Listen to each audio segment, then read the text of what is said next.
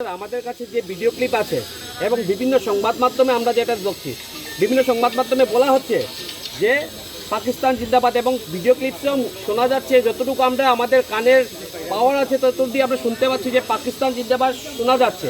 আজিজ খান বলতে গেলে একটু লম্বা সময় লাগে, কিন্তু পাকিস্তান বলতে গেলে শর্ট সময়। এখানে স্লোগানের মধ্যে শর্ট সময়ের মধ্যে পাকিস্তান জিন্দাবাদ বলা হচ্ছে।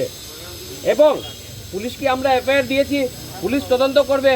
আজিজ খান বলেছে না, পাকিস্তান বলেছে পুলিশ তদন্ত করবে, কিন্তু এখানে যারা প্রত্যক্ষদর্শী ছিলেন, যারা এয়ারপোর্টের সামনে যারা দোকানপাট যারা দোকানদাররা ছিলেন, ওরা আমাদেরকে বলেছে যে ওরা পাকিস্তান জিন্দাবাদ স্লোগান দিয়েছে।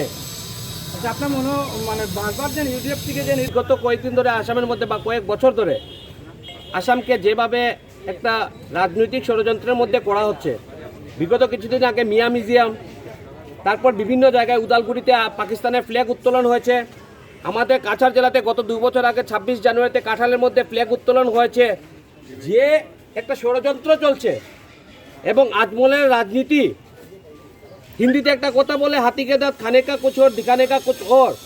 ওনাদের মনের ভেতরে যে জিনিসটা আছে ওটা ওদের সমর্থকদের মুখ থেকে বেরিয়ে আসছে। ওনাদের মনের ভেতরে যে জিনিসটা আছে ওটা ওদের সমর্থকদের মুখ থেকে বেরিয়ে আসছে। এবং এই পাকিস্তানি রাজনীতি এখানে চলবে না।